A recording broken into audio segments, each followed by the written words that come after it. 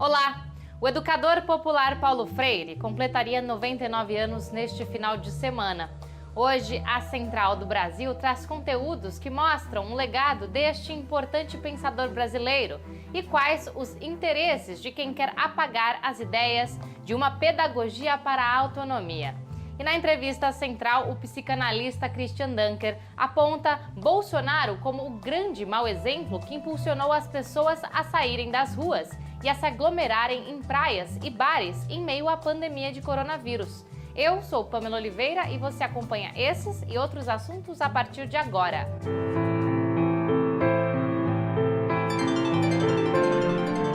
Central do Brasil.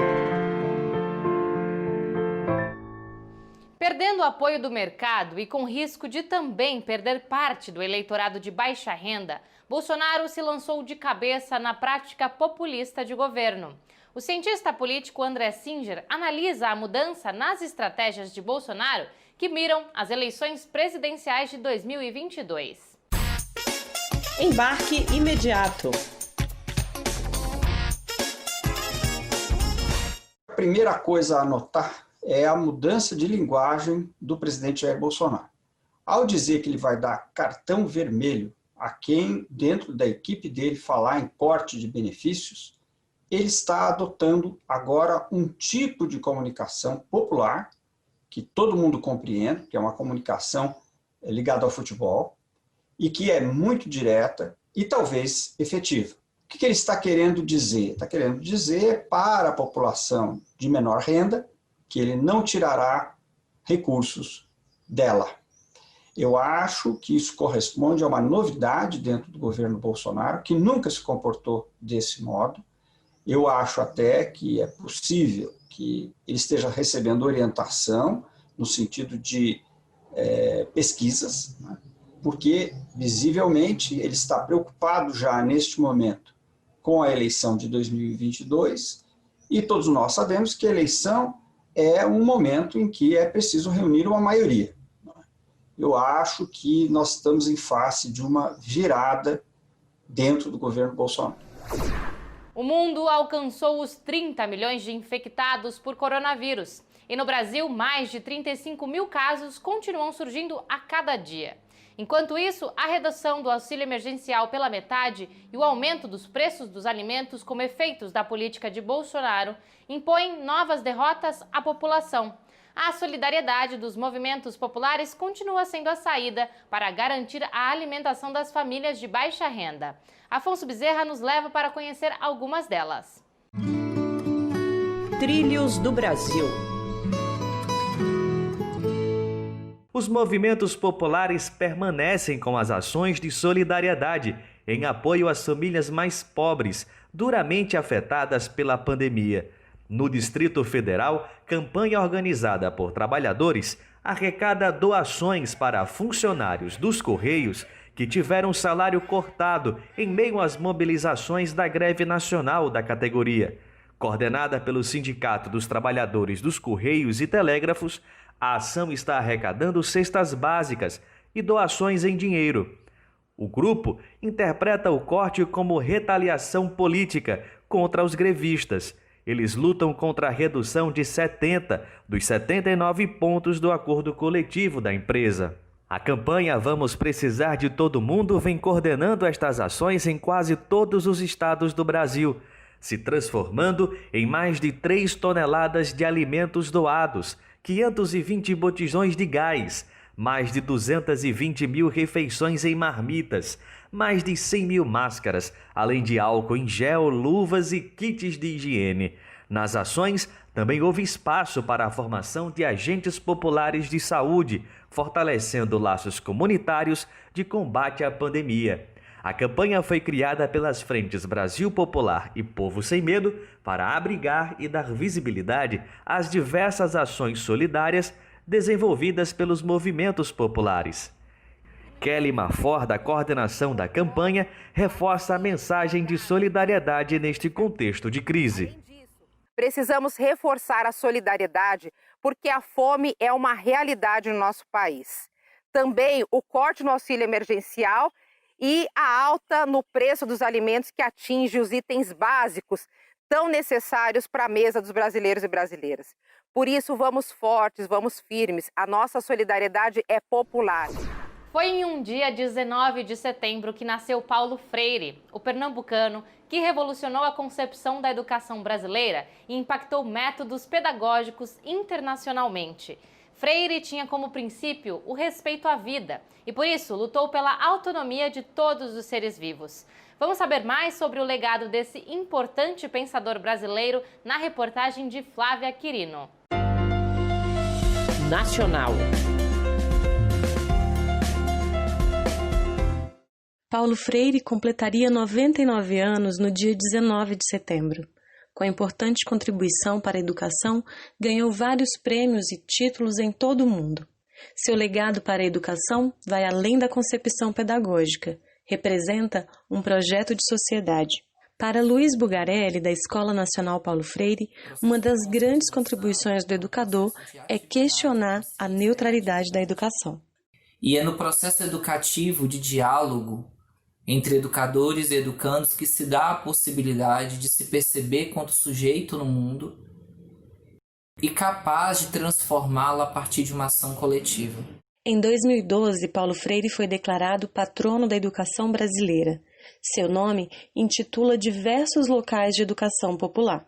Daniela Estrela, do Centro de Educação Paulo Freire de Ceilândia, no Distrito Federal, fala sobre o legado de Freire. E a gente vê como as suas ideias, os seus princípios influenciaram, e revolucionaram também a forma da educação brasileira e no mundo inteiro. Mas a concepção de uma educação libertadora incomoda. Desde 2016, com a ascensão da direita no país, aumentaram os ataques a Paulo Freire. Para Ângela Antunes, do Instituto Paulo Freire, são ataques à democracia, aos direitos humanos, ao direito à educação.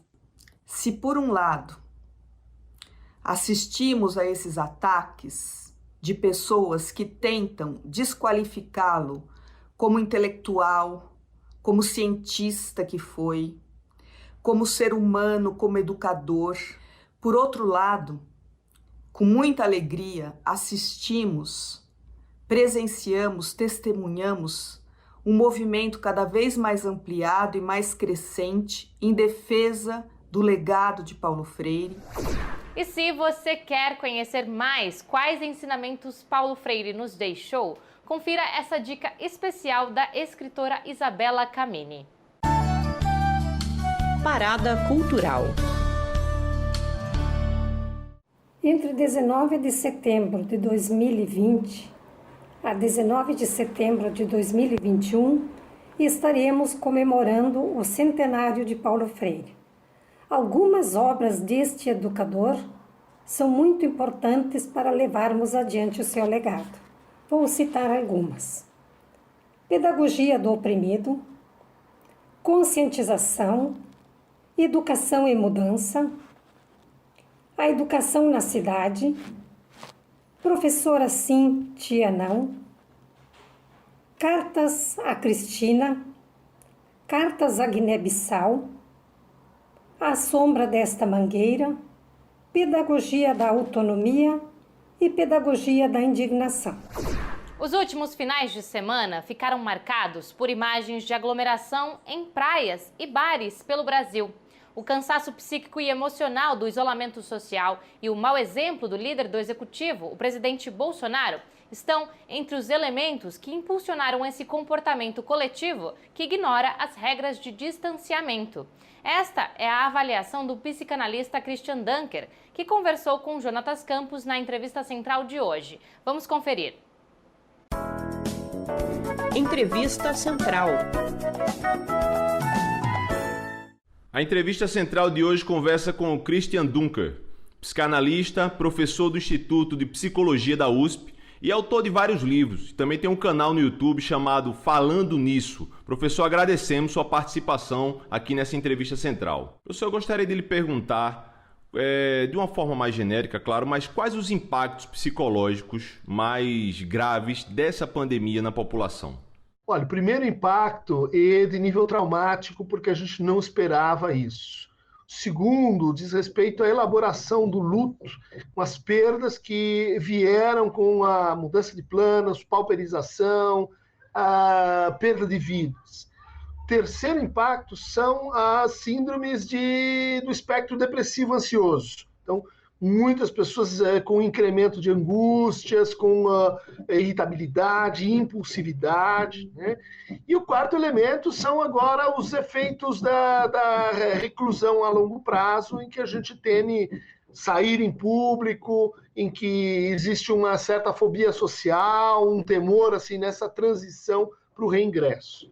Professor, sobre essa ótica do reingresso, houve uma estafa, né, das restrições da circulação. O senhor acha que as pessoas estão se liberando muito rapidamente? A gente viu essas imagens das praias lotadas no 7 de setembro. Que tipo de comportamento o senhor pode diagnosticar com isso? Olha, em parte isso decorre da extensão do negacionismo que já vinha em curso e certas inferências narcísicas do tipo, comigo não acontece, com a minha família não vai acontecer, porque nós estamos assim protegidos, né?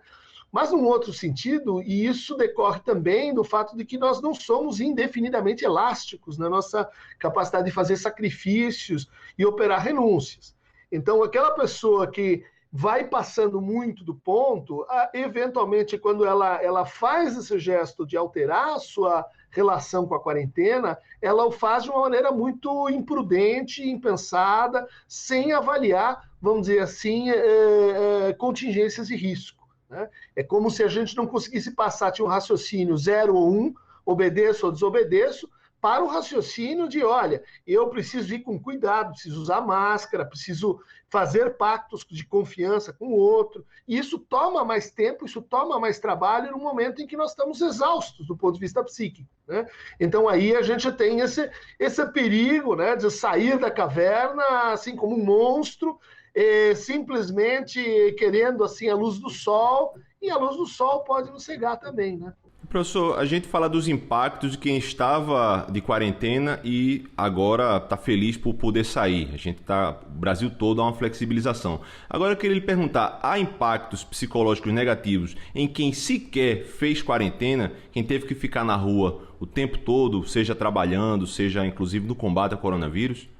Acho que sim, acho que em São Paulo a gente viu uma série de pessoas que vivem na rua, e que se viram ainda mais desprivilegiadas de apoios, de pontos de referência, né? Se viram desorientadas mesmo. Há todo um preconceito social que recaiu contra quem andava de branco, associando isso, né, então, com a doença, com alguém que estava furando a quarentena, né?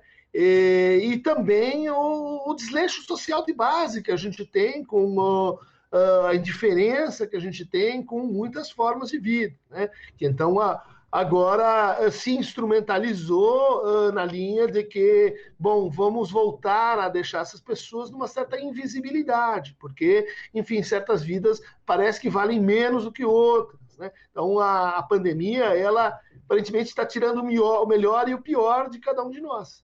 O senhor falou também, tem o negacionismo do governo ajudou com esse afrouxamento, digamos, descuidado de muitas pessoas aqui no Brasil. O senhor pode falar um pouco mais sobre isso? O papel do presidente é muito importante nisso, em negar ou em fortalecer um comportamento socialmente responsável? Sim, as autoridades simbólicas, e aí a gente vai colocar os políticos, mas também as autoridades sanitárias, mas também as autoridades religiosas, né? Muitas delas agiram de forma completamente inconsequente, talvez premeditadamente, a gente não sabe, né, mas simplesmente dividindo a orientação sanitária, simplesmente instilando assim a dúvida, introduzindo a ideia de que não, isso é um assunto de debate, como tem controvérsia na ciência, a gente pode assim tomar isso como uma coisa relativa. Eu fico por aqui, mas você já sabe, se perdeu algum conteúdo da Central do Brasil, acesse o QR Code que aparece aí na sua tela. E aproveite para enviar as suas dicas culturais e sugestões pelo WhatsApp. Anota aí, DDD 11 93081 3336. Se você for sair de casa, lembre-se de usar máscara e higienizar as mãos frequentemente. Um ótimo final de semana!